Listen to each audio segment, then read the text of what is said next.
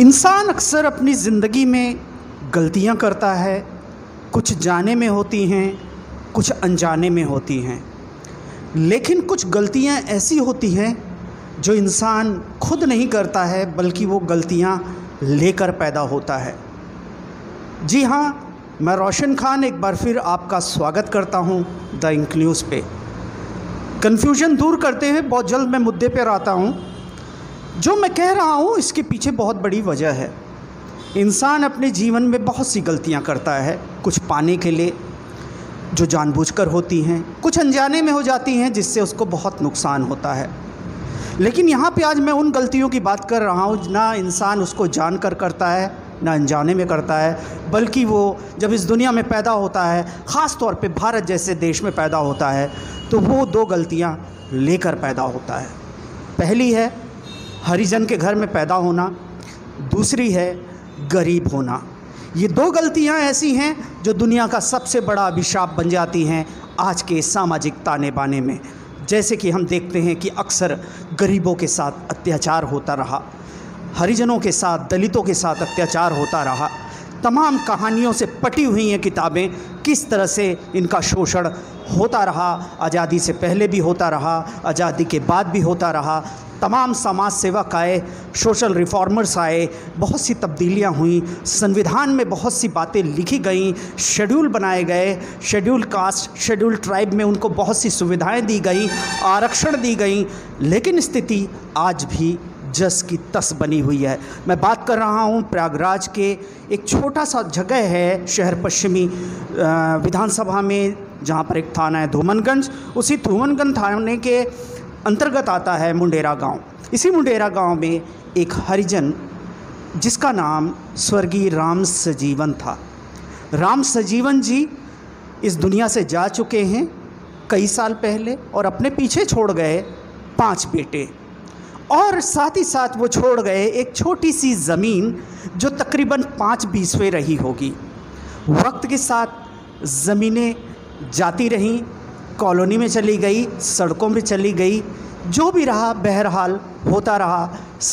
राम सजीवन के जाने के बाद एक बारगी उनके परिवार में भूचाल तब आ गया जब अभी 15-20 दिन पहले उनके उस छोटे से प्लॉट जो कि बचा हुआ है, जिसका माप कुल मिला के 335 वर्ग गज होगा, इसी मुंडेरा गांव में, वहाँ पर कुछ लोग आकर और वहाँ पर काम करना शुरू कर देते हैं। जब राम सजीवन के बेटों को पता चलता है, जिनमें से 3 जीवित हैं, अभी 2 स्वर्गवासी हो चुके हैं, वो जाते हैं और वहाँ पूछते हैं कि भाई हमारी ज़मीन है ये, यहाँ पर काम क्यों करवा रहे हो। तो राम सजीवन के एक बेटे संतोष, जो थोड़ा सा समझदारी रखते हैं, हालांकि सब गरीब हैं, वो जब जाकर पूछते हैं तो वो ये कहा जाता है कि ज़मीन हमने ख़रीद ली है, हम काम करवा रहे हैं। तो राम सजीवन के जो ये बेटे हैं संतोष, वो कहते हैं कि भैया ये हमारे पिताजी की ज़मीन है, वो चले गए इस दुनिया से, ना ही उन्होंने कहीं बताया, ना ही हमने किसी को बेचा, तो आप कैसे बना रहे हैं, इसको बंद करिए काम को, पहले यहाँ से जाइए, जब सारी चीज़ें हम देख लेंगे, समझ लेंगे, तब फैसला होगा। खैर किसी तरह वहाँ से वो लोग चले जाते हैं। उसके बाद संतोष छानबीन करना शुरू करते हैं, अपने भाई से मिलते हैं, शिव कुमार, जो कि बड़े भाई हैं, पढ़े लिखे नहीं हैं। जब उनसे बात करते हैं तो पता चलता है कि धोखे से मुंडेरा के ही रहने वाले एक प्रकाश नामक युवक शिव जी को ले जाते हैं अपने एक मित्र के पास, जो ये कह कर उनको ले जाता है कि एक ज़मीन का मामला है जहां आपको गवाही देनी है, सिर्फ आपको वहां चलकर हाँ हाँ करना है और सिर्फ गवाही देनी है और एक हस्ताक्षर करना है, बाकी ऐसा कुछ नहीं है। शिव कुमार जी बहुत सीधे साधे से भोले भाले अनपढ़ गंवार आदमी हैं, बेचारे पढ़े लिखे नहीं हैं, भोले भाले से हैं। प्रकाश के कहने में, जो कि उसी गाँव के हैं, वो चले जाते हैं और वहाँ पर विकास सिंह राठौर नामक व्यक्ति शिव कुमार से धोखे में उनकी ज़मीनें लिखवा लेता है, रजिस्ट्री करवा लेता है, दाखिल खारिज करा देता है। कैसे हो जाता है, नहीं होता है, ये आने वाला वक्त बताएगा। लेकिन यही कहानी निकल कर आती है तो संतोष के पैरों के ज़मीन निकल जाती है नीचे से कि भाई ये कैसे हो गया। जब शिव कुमार से पूछते हैं तो कहते हैं मैं तो उसको जानता भी नहीं हूँ, विकास कुमार राठौर को। हाँ, हमें प्रकाश ले गए थे एक ज़मीन में गवाही के मसले पे, वहीं मैंने साइन वाइन किया था, हमको थोड़ा बहुत खर्चा पानी शायद दिया होगा, नहीं दिया होगा, बाकी मैं उसको जानता भी नहीं हूँ विकास कुमार राठौर को। तो ये बात जब पता चली तो संतोष बहुत परेशान हुए, चौकी गए, थाने गए और लोगों के पास गए, एडीएम सिटी के पास गए, लेकिन उनको कोई सुनवाई नहीं हुई। इसी बीच में होता ये है कि विकास कुमार राठौर एक दिन शिव कुमार, जिनको धोखे से उन्होंने ज़मीन लिखवा ली थी, मुंडेरा में कहीं पे रोड पे मिलते हैं। एक मारुति से आते हैं, 4 लोग रहते हैं। वो धमकी देते हैं शिव कुमार को कि 10 दिन के अंदर हम तुम्हारी ज़मीन हड़प लेंगे, ज़्यादा फालतू बात मत करो, तुम लिख चुके हो। शिव कुमार गिड़गिड़ाते रहे कि भैया हम गरीब आदमी, हमने कब लिख दिया तुम्हारे नाम, हम तो गवाही में गए थे। लेकिन उनकी एक नहीं सुनी जाती, धमकी देकर चले जाते हैं। बहुत परेशान होता है परिवार। संतोष किसी तरीके से हमारे परिचितों द्वारा मुझ तक पहुंचते हैं, मुझे पता चलता है। तो मैंने कहा ठीक है, मेरा काम है आपकी बात को आगे तक पहुंचाना। मैं ज़रूर, अगर आप सच बोल रहे हैं तो आपकी बात आगे पहुंचाऊंगा। बाकी प्रशासन है, कानून है, आपकी मदद करेगा और उसके बाद जो आएगा वो देखा जाएगा। लेकिन फ़िलहाल वो परेशान है परिवार। मैंने उनसे बात की, सारा कुछ समझा, क्या देखा क्या सुना मैं वो आपको दिखा रहा हूँ। उसको देखिए, समझिए और इस परिवार की मदद करने की कोशिश करिए। इस परिवार में 2 बेवा हैं, यानी 5 भाइयों में से 2 भाई जा चुके हैं। उनकी विधवा हैं, वो बर्तन मांजती हैं, दूसरों के घरों में मजदूरी करती हैं, किसी तरह अपना लालन पोषण परिवार का कर रहे हैं। संतोष भी ऐसी मेहनत मजदूरी करते हैं, शिव कुमार भी ऐसे ही अपना मेहनत मजदूरी करते हैं दूसरों के यहाँ काम करके। उनके पास कुल जमा संपत्ति अपने पिता की दी हुई वही संपत्ति है 335 गज, जिसको आज हड़पने की कोशिश हो रही है विकास सिंह राठौर जैसे लोगों द्वारा। और ये आरोप भी लगा कि शायद पुलिस भी सुनवाई इन लोगों की नहीं कर रही है। हालांकि देखते हैं इसमें क्या होता है। लेकिन मेरा मानना यही है कि अगर इस मामले को आप सुन रहे हैं, समझ रहे हैं, तो इस परिवार की मदद कीजिए। इस वीडियो को शेयर करिए, प्रशासन तक पहुँचे, लोगों तक पहुँचे, कोई भी मदद करने को आगे आए, इस परिवार की मदद करे, बस यही विनती है। आइए, मैंने जो बात की दिखाता हूँ आपको, क्या रहा कैसा रहा। मेरे साथ स्वर्गीय राम सजीवन के बेटे संतोष हैं। आइए जानते हैं क्या हुआ इस ज़मीन पे, पूरा विस्तार से बताइए क्या हुआ है। ये हमारी ज़मीन को जो है हमारे भाई से गलत रजिस्ट्री करा लिया गया है। हाँ, उसके बाद हमको आपका भाई? ये रसी कुमार। अच्छा, आपसे कराया गया। ठीक है, आपसे बाद में बात तो हमारे भाई को अर्धा पानी रास्ता भी रास्ता देते हैं और उसके बाद हम चौकी थाना जाते हैं, उसमें हमारी बात सुनाई नहीं होती। देहावसान कब हुआ था? हमारे पिताजी का 16 साल या 8-9 महीने की बात है। अच्छा। और इनके जो है हमारी दाखिल खारिज हम लोग नहीं करा पाए, पैसा भी नहीं था, और आए भी और चले गए, कोई हमारी सुना नहीं। के बाद जमीन किसके नाम थी? मेरे पिताजी जी के नाम थी। आपके सिर्फ पिताजी के नाम थी? हाँ। और किसी का भी नहीं, पिताजी के नाम थी। तो आपके पिता ने कोई विरासत या नहीं, कुछ ऐसा कुछ नहीं किया? कुछ नहीं, ऐसा कोई कागज पत्तर नहीं किसी को दिया, ना किसी को जमीन। हाँ, उन्हीं के नाम थी। तो कैसे आपको पता चला जमीन पे? ये जब हमारे जब फड़ुआ मारने लगे, खोदने लगे 12 साल के बाद, तब हमको पता चला कि हमारी ज़मीन में कौन आ गया यहाँ खोदने खादने के लिए। तो हमने काम रुका दिया। हमने कहा भाई क्यों काम करवा रहे हो? तो उसने बोला कि हमने शिव कुमार से ख़रीदा। तो हमने कहा शिव कुमार से कब तुमने ख़रीदा भाई? शिव कुमार आपके भाई हैं? शिव कुमार हमारे भाई है। खड़े हैं। हाँ, तो हमने कहा इनसे कब तुमने ख़रीदा? तो इनसे पूछा गया तो कहा मैंने इसको जानता ही नहीं हूँ।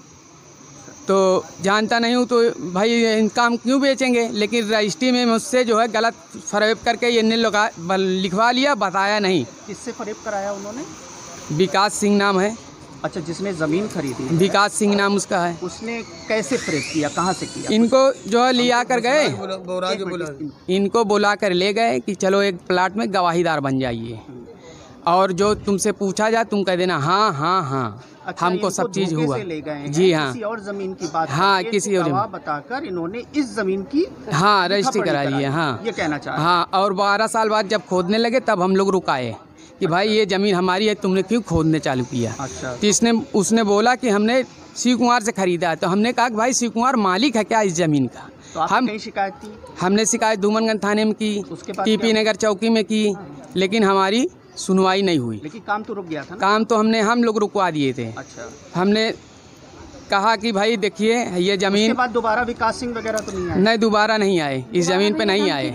धमकी हमको दिया जाता था, लेकिन हम लोग दोबारा धमकी उनको ये दिया गया है कि 10 दिन के अंदर अंदर में ये ज़मीन हम ले लेंगे। अच्छा, उन्होंने बलपूर्वक आपको धमकी दी है? चुंगी पे इनको दी है कि आपको? नहीं, शिव कुमार के दिए हैं। शिव कुमार वही हैं संतोष के भाई? जिनसे रजिस्ट्री करवाई। अब उनसे बात करते हैं। ठीक है। हाँ साहब, हमको ले आ गए थे। हमको कहने की मतलब ये ज़मीन को हमको ये पता नहीं रहा, हमारे बाप के नाम है, हम लोग को नाम तो रहा नहीं। हमको ले आ गए, गवाही में 5000 रुपये दिए थे। फिर उसके बाद में मुझको ये कहा गया कि मतलब मैं दस्तखत करता हूँ, तुम भी दस्तखत करो। प्रकाश हमको लिया गए थे, वहाँ उसको विकास को जानते भी नहीं थे। लेकिन मैंने वहाँ दस्तखत किया तो यहाँ पास रिपोर्ट आई कि तुम रजिस्ट्री करे हो। मुझको चौकी टीबी नगर चौकी में कहा गया कि तुम बेचे हो। मैंने कहा नहीं बेचा। मुझसे ज़बरदस्ती कहलाते थे। फिर मुझको 4 मारुति से रोके, 4 लड़के आए, मुझको कहे 10 दिन के अंदर मैं तुमसे ज़मीन ले लूँगा। तो मैंने कहा यार मैं गरीब आदमी, मैं परेशान, मैं पढ़ा लिखा तो है नहीं हूँ, मैं तो बेचा नहीं ज़मीन, मैं इसको जानता नहीं, लेकिन मुझको क्यों मारे हो? तुम्हारी ज़मीन है तो मेरे इससे जाके ले लो भाई, और मैं क्या कर सकता हूँ। मेरे 4 गाड़ियों से रोका था, क्या कहा? एक गाड़ी से 4। ये मुझको कहा कि ऐसा कि ये ज़मीन तो ज़बरदस्ती ले लेंगे, लेकिन मैंने कहा भाई मेरे हिस्सा ले लोगे, मेरे भाई के थोड़े ले लोगे, मैं गरीब आदमी, मैं कहाँ तुमसे लड़ पाऊंगा। तो आपने पुलिस में शिकायत? मैं पुलिस लेके गया तो धूमनगंज गया, धूमनगंज से टीबी नगर भेजता है, टीबी नगर से धूमनगंज भेजता। फिर उसको विकास को बुला के मुझको बोला कि ये तुम्हारी ज़मीन तो तुम्हारे हाथ से गई। किसने कहा? दरोगा जी। अच्छा, दरोगा हाँ चौकी नहीं तो दरोगा जी ये भी बोले थे कि मतलब तुम्हारी ज़मीन तुम्हारे हाथ जाएगा तो, लेकिन तुम्हारे चारों भाई का नहीं जाएगा। इसलिए मैं वहाँ से सुन के चला आया। मैं क्या करूँ, मैं किसके पास जाऊँ? मैं गरीब आदमी किसके पास जाने लाया हूँ? 335 गज कैसे ये आता है, अभी नापा नहीं है। 335 गज है और रोड में हमारी चली गई है। कुल मिला के हमारी 5 बिस्सा की ज़मीन थी। जो है तुम्हारी पुश्तैनी है? हाँ पुश्तैनिक है। हाँ यहाँ पे प्लॉटिंग हुई, हाँ चीज़ें ज़मीन चली गई, सड़क, हाँ सड़क वाली चली गई। हाँ इतनी ज़मीन पर। खरीदने वाला किस जाति का है? खरीदने वाले विकास सिंह राठौर लिखते हैं। आप किस जाति के? हम हरिजन हैं, जात के पास ही। खरीदने वाला भी हरिजन है? नहीं, हरिजन नहीं है वो। तो आपने थाने चौकी में नहीं कहा कि हमने कहा दूसरी प्रजाति या जाति के आदमी कैसे? हमने कहा कि, लेकिन उन्होंने कहा कि जब दाखिल खारिज हो गई तो हो गई। हमने कहा भाई हरिजन की रजिस्ट्री में दाखिल खारिज तो होती नहीं है।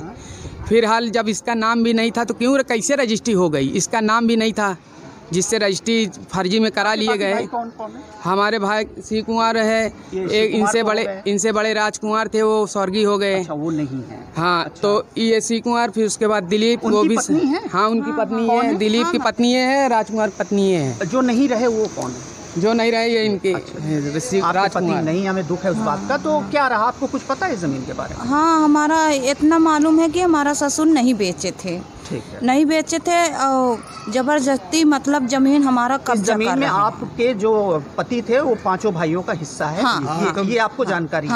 हाँ, बस और आपकी जानकारी में है ना कि आपके ससुर ने, आपके पति ने किसी को नहीं? नहीं। आप कौन है? उनकी पत्नी है। हाँ, अच्छा, आपको ये सारी जो जानकारी बता रहे हैं ये आपको भी पता है? हाँ, हमको पता है। ठीक। हमारे आदमी का धमकी दिया, सब कुछ करा, मारुति रोक के नहीं केमदादी के अंदर में जमीन ले तुम क्या? अच्छा, आप लोग के घर वर पे तो कोई नहीं आया? नहीं, घर पे कोई नहीं, कोई पुलिस वाला नहीं, कोई नहीं। ठीक है। और कौन भाई की पत्नी है? ये इनकी दिलीप कुमार, इनकी सरगी खत्म हो गए। हाँ, तो आपके पति भी नहीं है, तो आपको ये जमीन आपकी भी है इसका मतलब? हाँ, हम 5 भाई के हैं, तो उनसे रजिस्ट्री करवाएं सर। तो अपना तो कह रहे हैं कि हमारा जाने दीजिए, हम चारों के क्यों कब्जा कर रहे हैं? क्यों जाए भाई? जब 420 में क्यों जाए? जब 420 में करवाए हैं तो उनका क्यों जाए? उनको तो ये जमीन का पता भी नहीं था कि हमारे जमीन का रजिस्ट्री करवाए हैं। हाँ, तो क्या? और ये संजू की पत्नी है। ये सबसे छोटी है? नहीं, ये हमसे बड़े हैं। अच्छा जी। हम ये चाहते हैं भाई कि हम गरीब हैं, हमारी ज़मीन हमको मिलनी चाहिए। बिल्कुल नहीं, अगर आपका है तो उसको कोई नहीं ले सकता। वो कहते हैं भाई हमारी ज़मीन हम लोग को मिलना चाहिए। कोई नहीं होता है। हम लोग तो उतना पढ़े लिखे नहीं हैं, अब ये सब धोखा करते हैं। हम यही चाहते हैं बस रिक्वेस्ट कि हमारी ज़मीन हमको मिलना चाहिए। ठीक है। और कोई दिक्कत तो नहीं है? नहीं, और कोई दिक्कत नहीं। यही आपको दिक्कत है? बस यही हमारी दिक्कत, धोखा हुआ है। बस हमारी ज़मीन हमको मिलनी चाहिए। हम भाई गरीब आदमी, पढ़े लिखे तो है नहीं हैं। हाँ, बस और कोई बात नहीं। हम प्रशासन से निर्विरोध करते हैं कि हमारी ज़मीन को कोई कब्जा न कर पाए। हम गरीब आदमी हैं, लड़ झगड़ नहीं सकते। माफिया लोग भी हम लोग को सताते हैं। हम सोचते हैं कि हमारी ज़मीन, हमारे पुश्तैनिक ज़मीन है, हमारे पिताजी की ज़मीन है, वो पड़ी रहे। हाँ भाई, यही हम सोचते हैं कि हमारी ज़मीन हमको मिल जाए चाहिए। हम भी यही सोचते हैं कि सर जी मेरी ज़मीन मिल जाना चाहिए। हाँ सर, हमसे जो गलती हो गई मैं माफ़ करता हूँ। मेरी ज़मीन मुझको चाहिए। मैं नहीं जानता, मैं उसको जानता नहीं तो मैं इसलिए कि मुझसे लड़ नहीं पाऊँगा। मतलब उन्होंने तो आपसे धोखे से जो है, हमसे धोखे से काम करवाया। हमारी जानकारी में कोई चीज़ नहीं था। मतलब ये आप जो कह रहे हो यही सच है ना? हाँ। चलिए ठीक है। हाँ सर, मेरी ज़मीन हम लोगों को मिल जाए। हम लोग के आगे पीछे कोई नहीं है, खाना कमाना है। बस यही चाहते हैं कि हम लोग की ज़मीन हम लोग की मिल जाए। रोज के खाने रोज के कमाने वाले इंसान हैं, इनसे लड़ने वाले हैं नहीं, लड़ नहीं सकते इनसे। सब चूल्हा बर्तन हाँ, करते सब हैं, चूल्हा कोई बर्तन काम करते धंधा हैं, हमारे लिए तो दौड़ पास के कई घंटे आए।